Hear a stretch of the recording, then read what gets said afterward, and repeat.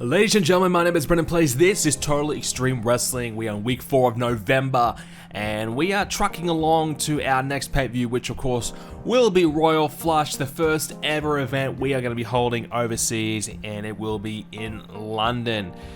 So of course our storylines, we have centered around the whole English theme with this England versus America storyline we've got going on. We've got a team from England, they're going to take on a team from America, and we'll probably have Cody and Park in the main event of that London show as well for the World Championship.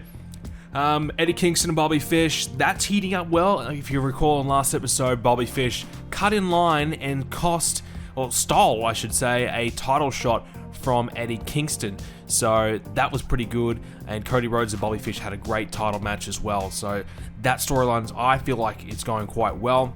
Inner Circle and Dark Order, that's kicking off. Jade and Sheeta, Archer and Adam Page, that's kind of starting off. The big storyline is still Team Punk versus the Elite. So CM Punk's got an all-star team around him as they try and fight the Elite. We're setting up for a big 4-on-4, probably a street fight or no DQ sort of stipulation at some point. Probably not on the pay-per-view, I'd say. I think it more so might be on a Dynamite special in the near future. Ricky Starks and Jungle Boy, Ruby Soho, Nyla Rose, Superbad, and Shining Force, which of course is the new team of Riho and Yuka Sakazaki. Will Hobbs and Jake Hager, and the women's tag team storyline continues on. So that's kind of what we're going for at the moment as we move on into, building towards Royal Flush. I think it's 2 or 3 weeks away until we have that pay-per-view. Okay, so let's jump into AEW Dynamite on the pre-show. Brian Cage had a pretty good match with Lee Moriarty. It's 59 for that one. Cage, wow, 66 from him, and Lee 37. Definitely feel like we should be doing a lot more of Brian Cage. He's doing a lot better as of late in ring. Short and sweet probably is the key for him, but 66 is pretty good. Just feel like we need to try and find a way to get him in the mix at some point. Mel, she lost to Red Velvet in a 26 rated match. 2.0, they beat TNT, a 22 rated match. And we kick off the main show with CM Punk and Kenny Omega getting about 15 minutes out there to go back and forth. So the two team captains of their respective teams getting a chance to be in the ring alone and cutting promos on one another. 100 rated for the segment, excellent stuff. Continue to build on to what has already been a great storyline. Jurassic Express took on the Wingman and defeated them. 58 rated match. Jungle Boy the best of the match, 67. Solid match here. We had Taz on commentary to advance the Ricky Starks and Jungle Boy storyline. And Taz is talking a lot of trash about Jungle Boy in the match. We had a hype video for Jay Lethal. So here's what we're thinking with Jay Lethal. Obviously he's been all around the world, very highly decorated. He's had success, championship wins, everything like that. So let's talk about it. Let's hype that up. Let's talk about how he's been so successful, what he's accomplished, what he's been able to do before it gets to AEW. So that's what we're going to be doing. Might do 4 weeks of hype videos for him leading up to his debut. Another reason being is because we just don't have anything for him at the moment. I'm not sure who he would face, who he would beat to start off his AEW run. But if you got someone like Jay Lethal coming in, you want to have him make a bit of a splash, but also you don't want to sacrifice the guys that you've been building towards all this time as well. So it's a tricky one, but I feel like with a month of hype videos, at least he'll be established to our audience before we do eventually get him in there for his debut.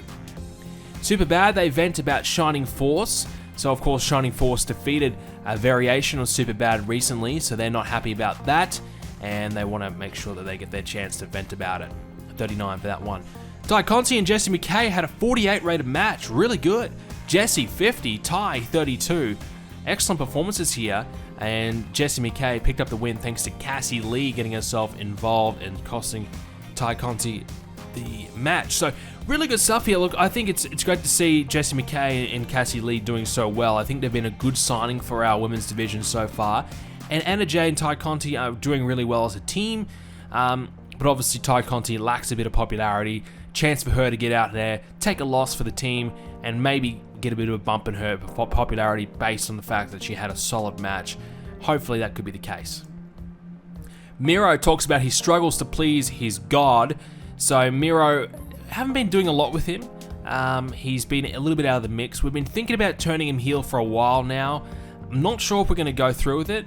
We might, but a 69 rated segment here as we try and just get him on TV once again. Chris Jericho says it's time for the Inner Circle to get back the respect that they deserve. Not a great promo, I don't think, for Chris Jericho. 75 for this one, so probably one of his worst that we've seen for a while. It does build up the Hobbs and Hager storyline and the Inner Circle and Dark Order storyline. Obviously, what happened last week is the Dark Order, they're kind of mocking the Inner Circle over their lack of success and kind of making fun of them. So, a chance for the Inner Circle to kind of hit back this week because they've been a little bit down the dumps ever since Sammy Guevara left the group. Park had a 74 rated match with Brian Pillman Jr. Nice. Park 82, Pillman Jr. 38. So we're kind of introducing the Varsity Blondes back into the Nightmare family and might have them represent the Nightmare family a part of this America and England storyline.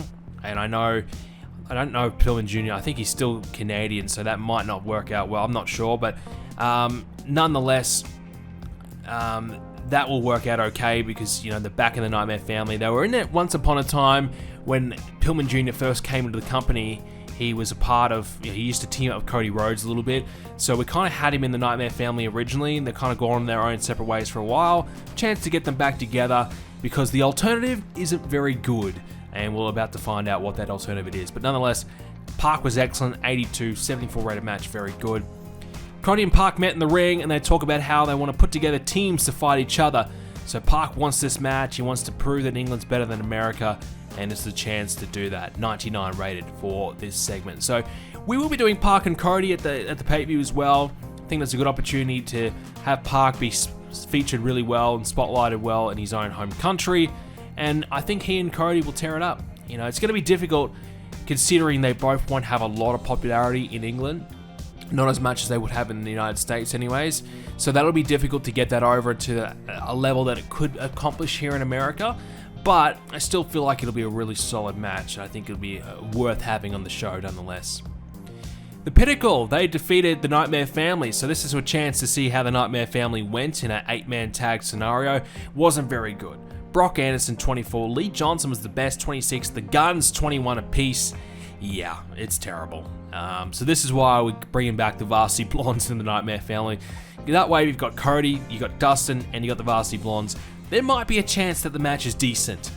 If you have the Guns in there, it's not going to be good. You have Lee Johnson, yeah, Brock Anderson, yeah, it's not great. So nonetheless, Pinnacle with a nice win here. Wardlow surprisingly good, 68. That's really good for him. That's a nice improvement he's making.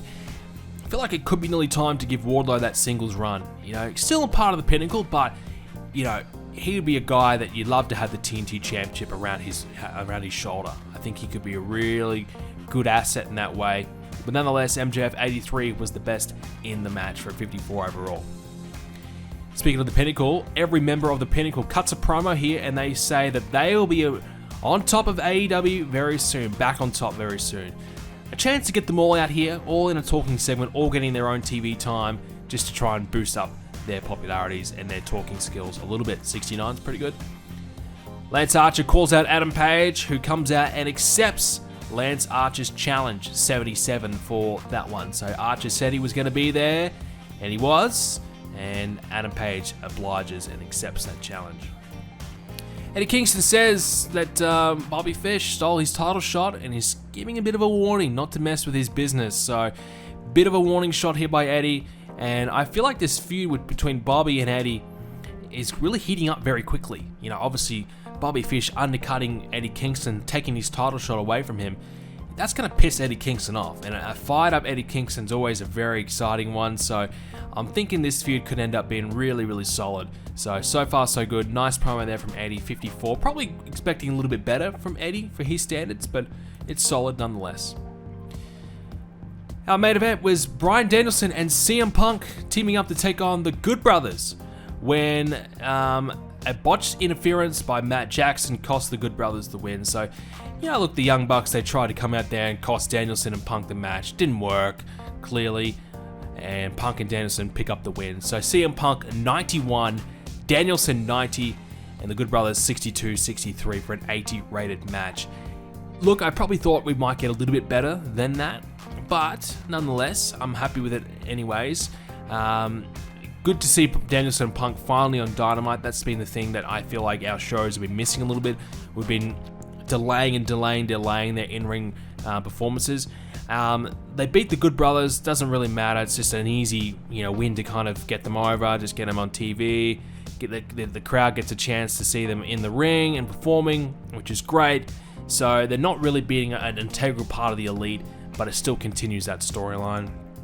Post-match, the Elite attempted an ambush, but it's quickly shut down by Malachi and Darby. So a chance to get all 8 members involved in this big street fight out there, and a chance to have the babyfaces get the upper hand once again. So they won the match, and they end up having the upper hand after weeks and weeks and weeks of the Elite dominating them. The babyfaces are starting to hit back a little bit, and they're starting to get the upper hand over the Elite, which I think is a good little twist to the storyline. So especially after losing at the pay-per-view, I think the babyfaces need to get something this week. So nonetheless, an 82 rated edition of Dynamite. That's pretty high. We did have a couple of good matches and some good promos, but maybe a little bit higher than I expected. But I'll take that every day of the week. Okay, so the results of Dynamite. We'll have a quick look at NXT first. They had a 70 rated edition, so we're starting to blow NXT out of the park a little bit, and so that is to be expected when you got Danielson and Punk in the main event. That should be beating NXT. So we had 1.3 million viewers in total, 975,000 on TNT. We're getting close to cracking the million viewers on TNT, which is really exciting. It's been a while since we've been there, and it's been building and building towards that, which is great. Ring of Honor, the shape of their show, 63.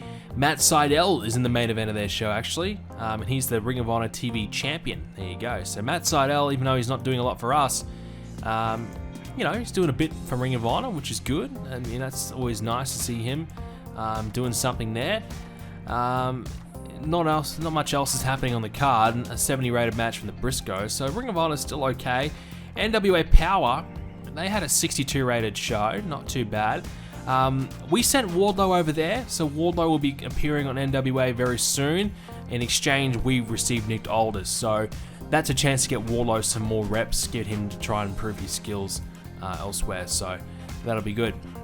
Around the world in the news, Montez Ford, his contract is up, so we'll see what happens there. I think they're going to renew him and re-sign him, and not much else there. A couple of injuries, but it doesn't really affect us. So, quick look at the popularities. I mean, I want to look at the Pinnacle. Sean Spears, he was involved in that promo. Is it helping him? I feel like it is. I think he's got up to 39, so he was at 38. So that's some sort of progression for him. Wardlow could be in a similar situation. He's climbing. He's getting close to 70, which would be just insane to even think about him being 70 popularity, but it's not that far away, quite honestly. Park, I feel like out of this storyline with the British versus America, he could benefit the most. He's got 62 in England, which is good, but it's his American popularity that could easily hit into the 70s and beyond with this storyline. So I'm looking forward to seeing what comes about of that. Some other guys, Brian Pillman Jr. had a solid match.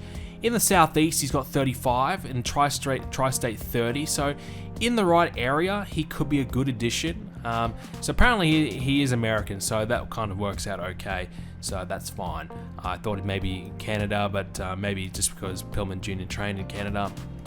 Nonetheless, so Griff Garrison's the other one, so he's a little bit lower. It's 23 in the Southeast is okay. Obviously, I don't think we're going to do the 4-on-4 in the English. Maybe we will, but it's going to be a struggle there for sure. I think every match on the Royal Flush pay-per-view is going to be really difficult to get good. It's 23 days away. We can't really go overseas to improve their popularity either, so it's going to be difficult. But I think we might do Winter is Coming, a special episode of Dynamite or something like that beforehand, and then do maybe, the big Elite match potentially on that show, and kind of build towards that over the next couple of weeks. And that way, Royal Flush doesn't have to be that good of a show because we've already had probably our big episode before that anyways. So that's kind of what we're thinking about right now. Okay, on to AEW Dark, and I'm really liking AEW Dark because now that it's 90 minutes, I feel like we're just able to cover so much more. We're able to get a lot more people featured. We don't have to have storylines hit every single segment. We can just feature some guys, give them a match, give them a win, get them a promo. I just feel like Dark is accomplishing so much more now that it has that extra 30 minutes, so I'm really liking what we're accomplishing here with the show. But to start things off, we had the English crew of Park, Saban, and Go-Go talking themselves up about why they are so much better than every American wrestler. 55 for that one. Fingers crossed that Sabian and Ogogo can gain a little bit of popularity out of this because they are working with Park, who is a pretty big star, so hopefully they do benefit from being with him. Big Swole and Diamante lost, so that is of course double trouble. They lost to Shining Force. Swole's on her way out of the company, as we know, so she's going to take a few L's on the way out. Rio and Yuka Sakazaki able to pick up the win. Rio 43, Sakazaki 38, so pretty good from them. You know, last time we saw Sakazaki, she was pretty poor, like she didn't perform that well. This week she's fired back with a much better performance, so I'm liking what we're seeing there. I feel like Shining Force could end up being one of our best tag teams we've got. So good solid win for them, and double trouble with the loss, 31 for the match. Superbad, they ended up coming out after the match, and they actually beat down Shining Force for 33.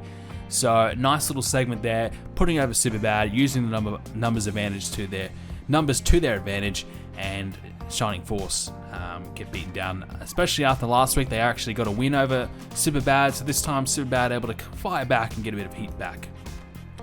Nyla Rose and Vicky Guerrero talk about how they have been unimpressed by Ruby Soho since she's joined AEW. 42 for that one, so kind of kicking off that storyline between those two. Lance Archer gets a win over Lee Moriarty for 57. I like what we saw from Lee on the pre-show with Brian Cage. I figured he could probably do the same sort of match with Lance Archer and get the same sort of result. And it was pretty similar. 57 rated match. Lance 70. Wow. Lee 39. So look, Lee 39 from him again. You know, he might end up being one of our better job guys. You know, he's doing pretty well with those performances. Lance Archer looking great as always. 70 from him.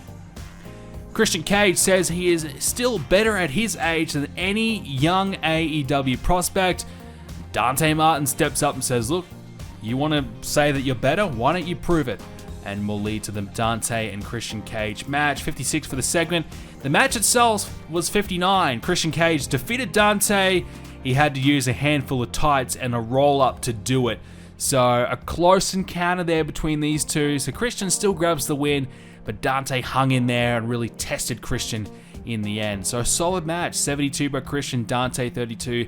Had a chance to try and put over and spotlight Dante Martin in this episode, which hopefully it did, 59 for the match. Ricky Starks defeated Wheeler Yuta in a 48 rated match. So just a win for Ricky, who cuts a promo post-match on Jungle Boy and says that Jungle Boy is beneath him and he will prove it at some point. 55 for that one. Good solid promo by Ricky. Griff Garrison gets a win over Joey Janela, so a chance for Joey Janela to take another L to put over Garrison on his way out. The Men of the Year complain about the state of the industry, 40 rated for that one. So I realized that we haven't used the Men of the Year much at all. I think Scorpio Sky's last appearance was in September, and they're not happy about that, so I figured, we better get him on TV at some point. So we'll give him a promo. We had some spare time, so 40 rated for that one.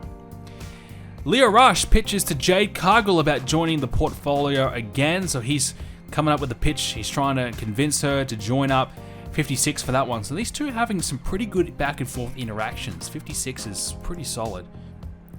Main event, we took a risk. We put Jake Hager in the main event, which is never a good idea, but he performed at 60, and he defeated Preston for 25 by Preston in a 50 rated match. We had Mark Henry on commentary, Will Hobbs ringside. Obviously, you know, the Inner Circle are feuding with the Dark Order, so we had that connection there, and Hobbs and Hager have had their issues. Post-match, Jake Hager calls Will Hobbs out into the ring, but Hager quickly backs down from the fight. So Hobbs, he comes to the ring, he gets in there, and Hager says, you know what, never mind, I'm good, let's not do it tonight. So no beatdown on Preston, who was still in the ring, just kind of, you know, rolling around, struggling, trying to get up, but Will Hobbs came to the ring, was going to fight Hager, but not tonight. So 47 for that one. 56 rated edition of Dark, pretty good. I'm happy with that. We never really get that amazing episodes of Dark, but when it's always about trying to build to the future, that's okay. So I think we've done that here again on this episode. So 56 for Dark. Okay, let's jump into AEW Rampage. On the pre-show, Yuka Sakazaki defeated Big Swole, 31 from Saka, and Swole 26, so just giving Yuka Sakazaki another win to try and boost her popularity. Next up, we had Adam Page and Cesar Benoni, 69 rated match. Wanted to give Adam Page a win against a bigger guy just to kind of build towards that Lance Archer match. A win over Benoni rather, kind of sets the scene for Page. He's able to beat a guy of bigger size. It kind of just continues the storyline in that way.